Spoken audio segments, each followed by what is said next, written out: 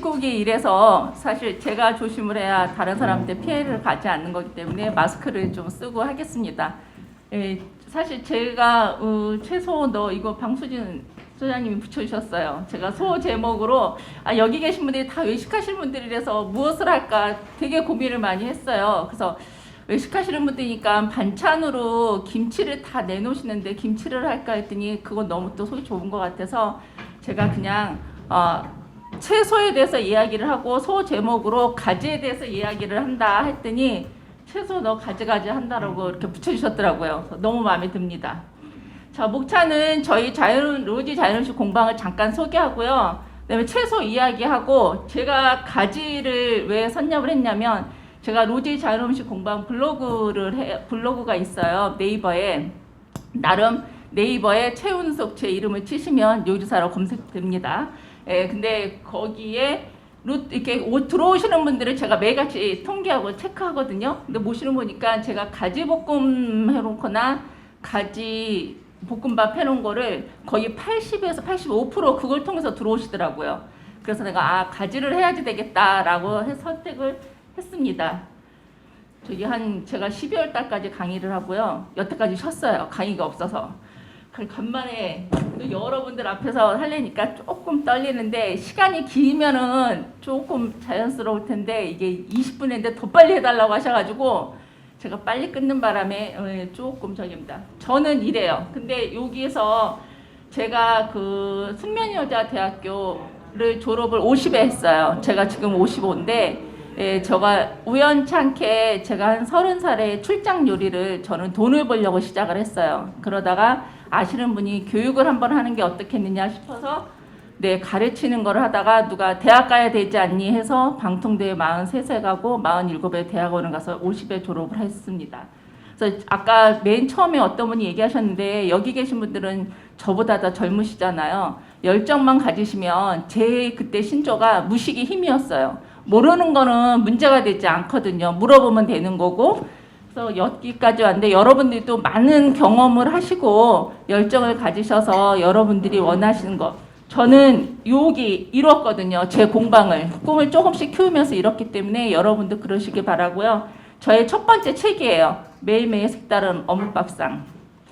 제가 부원장으로 있을 때 원장님이 이 작가를 오픈하고 싶어 하셔서 어묵에 대해서 메뉴를 좀 개발하다 보니까 수제 어묵으로는 타산이 안 맞더라고요. 근데 생각해 보니까 제가 어묵을 엄청 좋아해요. 근데 저희 집이 용두동 살았었는데 저희 아버지가 동대문구청 토목과장이었어요. 그 시대에. 그래서 진짜 택시만 타고 다녔었는데 저희 아버지가 간암으로 돌아가시고 되게 어렵게 이렇게 좁은 집을 옮겼는데 그 용두동에서 저 청량리 그 백화점까지 가려면 한 20분 걸리거든요. 근데 내 여동생이랑 나랑 2살 차이 나요.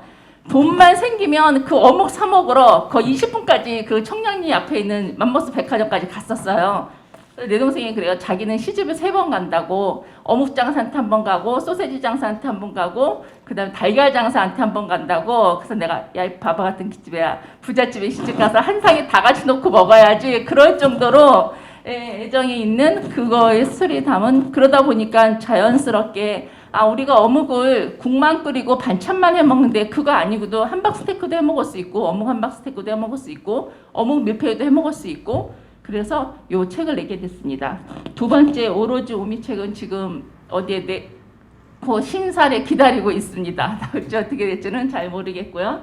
저희 로지 자연음식 공방은 전통을 기반으로 하는 공방이고요. 세계 음식 문화와 새로운 푸드 스타일을 접목시켜서 단지 먹는 거에서 끝나지 않고 건강하게 즐길 수 있는 푸드 라이프를 지향하고 있습니다.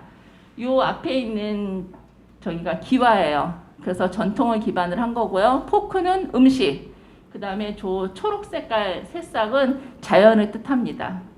사실 뒤에 있는 거 채소 이야기는 여러분들이 거의 다 아세요. 그래서 앞에 부분을만 그냥 좀 하고 넘기겠습니다. 우리가 채소라고 하면 사전에 보면 푸성키로 나와 있어요. 이 푸성키는 사람이 갖고 그냥 저절로 나온 나무를 푸성키라고 하는데 남새라는 말은 들어보셨어요? 잘 못 들어보시죠? 북한에서는 채소를 남새라고 불러요. 채마도 같은 말입니다. 그래서 심어서 가꾸는 나물 즉 먹을 수 있는 나물 반찬을 우리가 남새라고 하고요.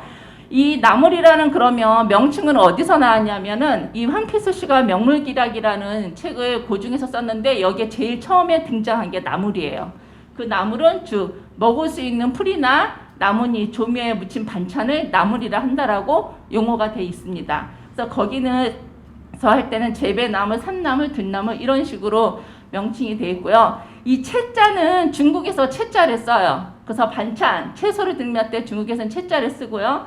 소채라는 말도 있어요. 근데 우리나라도 일제강점기 문헌에 보면 소채라는 말을 썼습니다. 그래서 잘못된 건 아니고요. 지금 요즘 논란이 되고 있는 게 야채죠. 야채는 일본 말이기 때문에 쓰면 안 된다 하는데 이건 우리나라의 조선시대 문헌에도 있습니다. 왜 일본 말이 됐냐면 일본은 한자 수가 적어요. 그래서 채소를 쓰지 못하고 야채라고 그렇게 돼서 야채를 했는데 지금은 야채를 쓰셔도 관계가 없습니다. 그래서 채소, 야채 다 쓰셔도 되고요.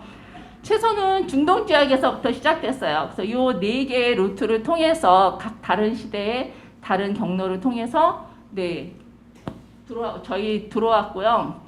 각 나라로 들어갔고요. 그럼 옛날에는 채소를 무엇을 먹었냐? 구석기 시대는 자연물을 먹었습니다.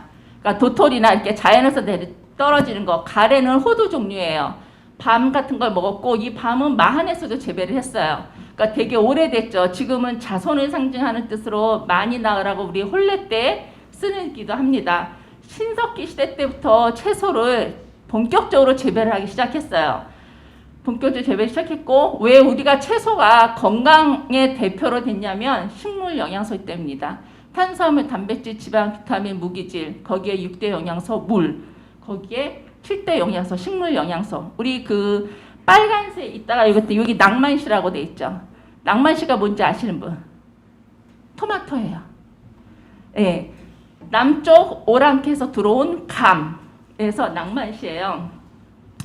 요것처럼 우리 토마토에는 라이코펜이 많죠. 라이코펜은 지용성 식물이기 때문에 토마토는 우리가 생으로 먹지 않고 음식에 조리해서 먹습니다. 그쵸?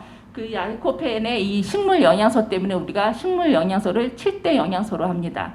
근데 이 토마토가 서양에서는 유럽에서는 해장으로도 많이 먹어요. 그래서 그다음에 그래서 우리가 영양소를 7대 영양소까지 얘기를 하고요. 그래서 우리 한식은 자연을 항상 생각하면서 살아왔어요. 우리가 그 구황식물도 항상 자연을 생각한 것처럼 자연을 하고 함께 온 게 우리가 쑥, 마늘 또 다 채소 종류죠. 그래서 우리 민족하고는 떨어질 수가 없는 게 채소입니다. 더군다나 우리나라는 쌀이 주식이에요. 그래서 쌀이 주식인데서 다양한 채소가 통일 신라 시대 때부터 나물로 발전을 했습니다.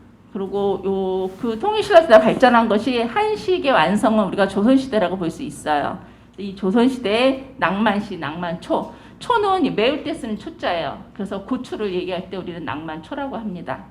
하고요. 그다음에 왕이 하사할 때 우리가 뭐 무명 그런 거 갑자기 옷 그런 거, 옷필 그런 거만 한 게 아니라 채소도 왕이 하사했어요. 인조가 황세현 씨한테 해소할 때 항청과 홍당청이라는 것도 해설을 했어요. 이 항청은 순무를 뜻합니다. 홍당청은 홍당무. 그때는 되게 귀했죠. 지금은 당근이 별로 귀하지 않은데 그때 시대 때는 되게 귀했습니다. 그런 반면에 세종 때 봄나무를 캐서 임금님한테 진상하기도 했어요. 그러므로 통해서 우리 왕실에 있는 음식이 양반가로 양반이 서민으로 다시 서민에서 양반으로 임금으로 해서 음식이 서로 교류를 했습니다. 또한 우리 채소는 따로 같이 하는 채소입니다. 부추 같은 경우에는 우리 몸에 열을 내주는 역할을 하죠. 근데 오이 같은 경우에는 여름 식재료이기 때문에 우리 몸에 열을 내려주는 역할을 해요. 그럼 오이하고 부추가 만나면 열이 오르지도 않고 내리지도 않고 평이하겠죠. 그래서 부추, 김치로도 따로 먹지만 오이, 소박이로도 우리가 먹습니다. 김치도 마찬가지죠. 무나물로도 먹지만은 무가 배추하고 같이 만나서 김치를 만드는 것처럼 따로 또 같이 먹는 게 채소입니다.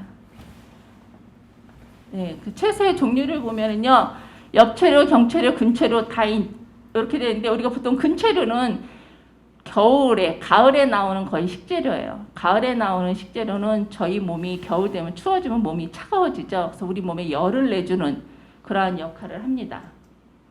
넘겨주세요. 안 돼. 예, 그다음에 과채류 같은 경우에는 주로 여름에 나오는 식재료예요. 그래서 우리 몸을 열을 내려주는 역할을 하고요. 버섯이 지금 인기예요. 고대 그리스 로마인들은 신의 식품이라고 말했고 중국인들은 불로장생 영양이라고 말할 만큼 근데 지금 버섯이 종균을 배양을 해서 아주 대량으로 재배하고 있고 망가라든지 뭐 양송이 여러 재배이 나와서 또 영양적으로도 아주 우수하다고 해서 지금 버섯이 가장 핫한 식품이기도 합니다. 채소의 조리법은 보면 뭐 거의 다 아세요. 여기 동화라는 건 잘 모르실 거예요. 동화는 지금의 우리 그 호박이 아니라 박 있죠? 박 아세요? 네, 그거 종류인데 지금 동아리 기르지는 않아요. 근데 옛날에는 이 동아리 가지고 음식을 되게 많이 했습니다. 그래서 숙제 같은 경우는 뭐 익히시는 줄 잘 아실 거고 저 매죽이 무슨 죽인지 아세요? 봄에 쓰는 먹이야. 매화꽃잎을 넣어서 죽을 쓰는 거예요. 그 매죽에서 우리가 보통 나물죽은 구황식으로도 많이 먹었고요. 그다음에 뭐 채소죽은 제가 봄, 여름, 가을, 겨울로 냈고 여기 쫙 보시면 채소 구이 요거 동화를 꽃이 껴서 구웠다라는 것도 있습니다. 그래서 뭐 채소전 같은 것들 이런 거 그냥 보시면 알고 여기에 채소볶음의 잡채는 우리가 각각의 채소를 데쳐서 무친 거예요. 근데 요 다음번에 보시면 여기에 잡채가 또 있죠. 1700년대 음식보의 고조리서에 보면 여기에 잡채가 여기에 잡채는요 각각 채소를 볶아서 즙을 넣어서 무친 거예요. 그러니까 우리 보통 냉채라고 보시면 될 것 같아요. 쉽게 하실 때. 그래서 요 규곤 요랑 같은 잡채는요 여기에 동물성을 넣었어요. 양이라든지 고니 그런 거를 넣어서 같이 무친 잡채. 티각하고 부각의 차이점을 아세요? 티각은 튀김옷을 안 입히고 튀긴 게 티각이에요. 그럼 튀김옷을 입혀서 튀긴 거죠. 부각은 튀김과 티각의 중간이에요. 찹쌀 옷을 묻혀서 튀긴 게 티각이에요. 그래서 승초전 규합 청소에 보면 승초전인데 이 승초전은 김에다 호두 같은 거 잣을 넣어서 매듭지어서 튀긴 거고요. 뭐 요즘에 고추, 깻잎, 가죽, 뭐 부각으로 티각으로 많이 나오고 있죠. 제일 오래된 게 장아찌예요. 우리 그 김치도 장아찌에서부터 비롯된 거였거든요. 그래서 간장, 소금, 된장, 젓갈, 술지짐이 지금 뭐 참외진이 뭐니 많이 해서 나오고 있습니다. 예, 그림 속의 채소를 보면요. 신사임당의 초충도를 보면 가지, 수박, 들쥐, 어송이는 접시꽃이에요. 접시꽃이고 산차조기는 자소엽이라고 진정 그럴 때 쓰는 이고요. 맨드라미 같은 경우 옛날에 우리 고춧가루가 들어오기 전에는 빨간 게 없었어요. 이 맨드라미로 물을 들여서 빨간 색소를 해서 음식에 넣었고요. 뭐 양귀비 같은 경우에는 지금은 못 쓰지만 옛날에는 배 아플 때 비상 상비약으로 민간에서 많이 쓰던 겁니다. 그래서 이렇게 돼 있고요. 그 다음에 이규보 선생님의 가퍼유경이라 있는데 이거 채소 사용법에 대해서 적어 놓은 거예요. 오이, 가지, 순무, 파 요거인데 그 중에 제일이 가지라고 칭찬을 하셨습니다. 그래서 제가 빨간색을 칠해놨어요. 네, 그 다음에 심사장님과 최북의 서설홍정도 요 쥐가 물을 뜯어먹고 있죠. 그 다음에 배추 옆에 병아리가 있어요. 그 다음에 윤두서님의 채가돌 같은 경우는 사과, 참외 이런 거 있고 요거는 이제 나물 캐는 여인이에요.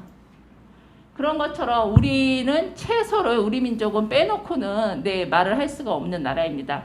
서양 쪽은 그렇지가 않죠. 보통 샐러드 개념이 딱 하나인데 저희는 그 채소를 하나 가지고도 아까처럼 그 10개도 넘는 조리법으로 우리 식탁에 늘 오르고 있습니다. 그중에 제가 오늘 잡은 거 가지예요. 가지는 다 잘 아시니까 넘어가고요. 여기에서 중요한 거는 가지는 꼭지가 진통의 효과를 있어요. 그래서 옛날에는 임산부들이나 약을 못 드시는 분들이 이 가지 꼭지를 말려서 가루를 내서 잇몸 같은 데 이렇게 넣어두면 잇몸 치통 같은 데에 소염제 역할 같은 거를 해줬다고 합니다. 그래서 가지는 제가 해보니까 색깔이 가장 문제예요. 냉동을 보관을 해도 색깔이 변하고요. 냉장을 장을 이용한 게 제가 고추장 같은 데에 박아봐도 색깔이 변하는데 제일 좋은 게 건조더라고요. 여러분들은 요즘에 표고버섯이니 뭐니 말린 거 많이 사오시잖아요. 근데 옛날에는 이 마른 거를 저희가 겨울에 많이 먹었어요. 겨울에 비타민 D가 부족하기 때문에 햇빛 일조량이 적어서 비타민 D 섭취하려고 많이 먹었는데 요즘에 말린 식품들이 전부 다 건조기에 널려서 나오는 거기 때문에 저희가 비타민 D 섭취할 게 전혀 없어요. 그렇다고 안 먹을 것이냐? 사오신 거를요 햇빛 베란다에다가 이렇게 깔아서 놓으시면 30% 정도는 흡수할 수 있다고 합니다. 그래서 그렇게 이용하시면 좋을 것 같고요. 요거는 가지를 활용한 레시피예요. 가지밥, 뭐 가지볶음밥, 가지선, 제가 다 수합한 것들이고요. 요거는 가지 순대, 가지 냉국, 여름철에 많이 먹죠. 아이고, 네, 참고 아까 그거는 그냥 가지선, 뭐 가지전, 고기하고 같이 하실 수도 있고요. 까나페 같은 것도 하실 수 있고요. 더 많은데 그냥 제가 별로 그렇게 안 적있고 참고문어는 이렇고 다 끝났습니다. 빨리 끝냈죠? 고맙습니다. 질문 있으세요?